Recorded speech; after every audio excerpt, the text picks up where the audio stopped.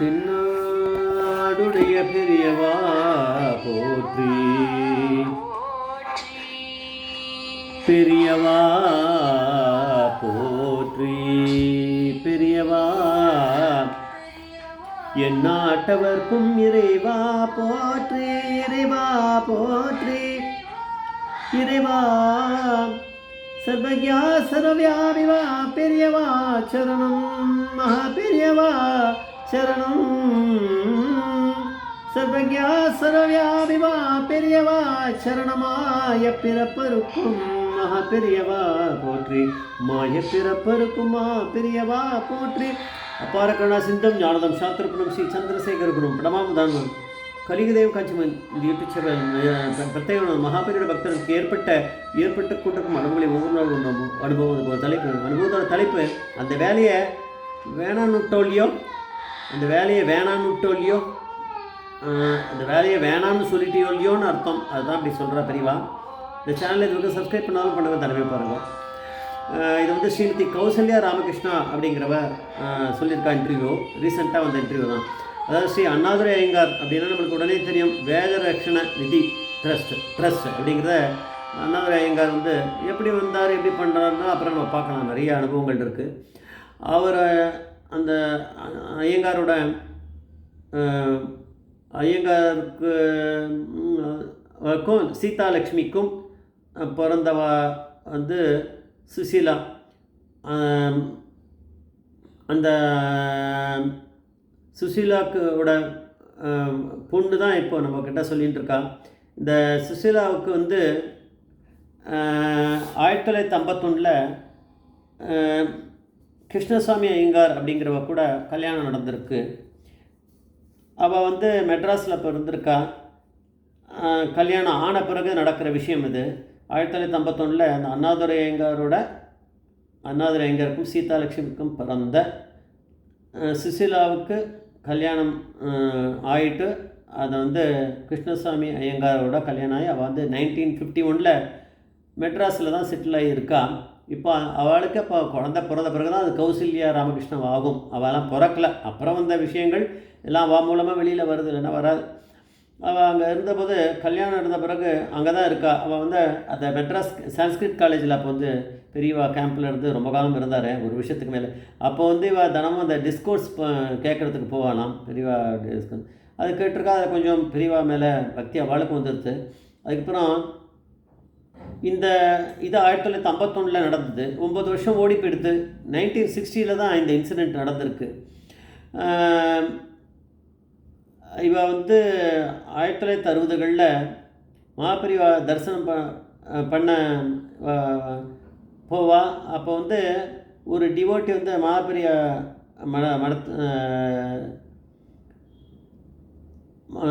மகாபெரிவா வந்து தரிசனம் பண்ண போயிருக்கா. அப்போ வந்து வேற ஒரு டிவோட்டி மகாபெரிவா கிட்ட இது பண்ணி, நீ வந்து ஒரு படத்தை கொடுத்துருக்கார் மகாபெரிவா யாருக்கோ ஒருத்தருக்கு. இது நடந்தது அவா தரிசனம் பண்ண போது நடந்திருக்கு. இந்த படம் மகாபெரிவா தன்னோட ஃபோட்டோ கொடுத்துருக்காரு, வேற ஒன்றும் இல்லை. இதை நீ வச்சுக்கோ, நீ இனிமேல் வர வேண்டாம், நீ இருக்கிற இடத்துலேருந்து வேண்டிக்கோ, நான் உனக்கு அனுகிரகம் பண்ணுறேன்ட்டாரான். அது ஒரு இன்சிடெண்ட்டாக சொல்லியிருக்கா. பெரியவா வழக்கமாக பண்ணுறதானே பரமேஸ்வரன். அது முடிஞ்சுது. அதுக்கப்புறம் வந்து இந்த கிருஷ்ணசாமி ஐயங்கார் வந்து அப்போ ப்ரைவேட் பேங்க்ஸ் எல்லாம் இப்போலாம் நேஷ்னலைஸ் ஆகியிருக்காரு, நிறைய பேங்க்ஸ் இருக்குது இப்போது. அப்போல்லாம் வந்து எல்லா பேங்க்குமே செட்டியார்கள் தான் நடத்தியிருந்தா, ப்ரைவேட் பேங்க்ஸு. அது பேங்க் ஒன்றுத்தில் அவர் வேலையில் இருந்தார். அங்கே ஏகப்பட்ட ஒர்க் ப்ரெஷர் இருக்கும், நிறைய வேலை வாங்குவா, டென்ஷன் நிறைய இருக்கும், வேலையில் ரொம்ப பொறுப்பு இருக்கும்.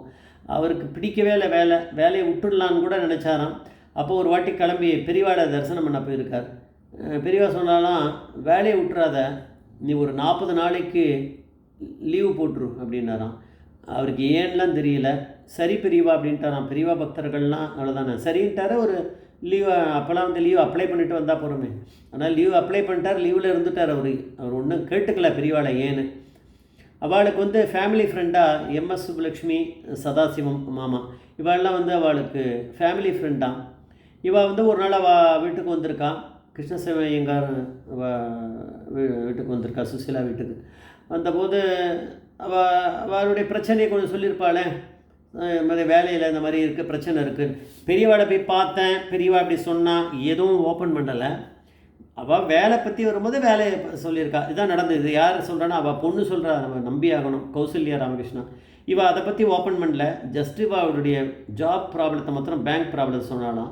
அப்போ எம்எஸ் சுப்புலட்சுமி சொன்னாலாம், யூனியன் மோட்டார்ஸ்ன்னு இருக்கு இல்லையோ, அதில் எங்களுக்கு கொஞ்சம் பேரை தெரியும், அதில் உங்களுக்கு நான் சொன்னால் வேலை கொடுப்பா அப்படின்னு. அது வந்து பின்காலத்தில் ஸ்டாண்டர்ட் மோட்டார்ஸ் ஆச்சு.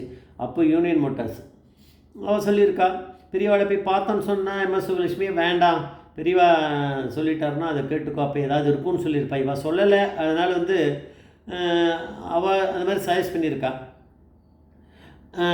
உடனே அவள் என்ன சொல்லியிருக்கான்னா, நான் பெரியவாளை கேட்டுட்டு உத்தரவுப்படி நான் வந்து அப்புறம் சொல்கிறேன் அப்படின்ட்டு அவர் சொல்லியிருக்கார் கிருஷ்ணசாமி ஐயங்கார். அப்போ கூட நான் பெரியவாளை பார்த்தேன், 40 நாள் லீவு போடுன்னு சொன்னால் லீவில் இருக்கேன்லாம் சொல்லலை. அந்த விஷயத்தை அவளுக்கு பாஸ் ஆகலை. எம்எஸ் சுப்புலட்சுமிக்கும் இவளுக்கும் ஆத்துக்காரருக்கும்.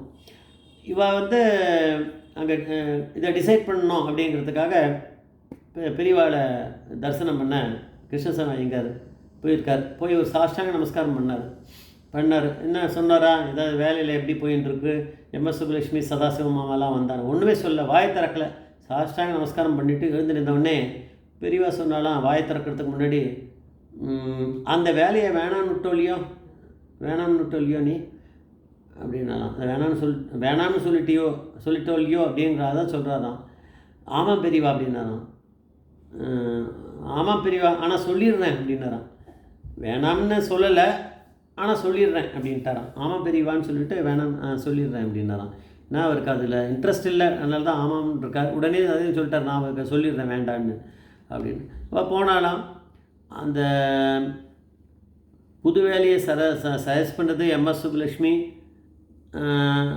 சதாசிவம் தானேன்னு கூட பெரியவா கேட்டுக்கல, இவரும் ஒன்றும் சொல்லிக்கலை. அப்படியே கம்யூனிகேஷன் நடந்திருக்கு 2 பேருக்குள்ளே, கிருஷ்ணசாமி ஐயங்காருக்கும் பெரியவாளுக்கும். அதுதான். ஆனால் என்னென்னா, அந்த ஒரு 40 நாள் முடியறதுக்குள்ளே பேங்க் எல்லாத்தையுமே கவர்மெண்ட் எடுத்துகிட்டு நேஷ்னலைஸ் பண்ணிடுது. அப்போ அவருக்கு ஜாப் வந்து ரொம்ப செக்யூர்டாக எடுத்து. பெரியவா பரமேஸ்வரனுக்கு எல்லாமே தெரியும், அதனால் அவளை காப்பாற்றிருக்கார். மாதிரி பக்தர்கள் எல்லாரையும் காப்பாற்றிருக்கார். ஜெய் ஜெய்சங்கர் மகாபெரிய பாதமே சரணம், மகாபெரிய பாதமே சரணம்.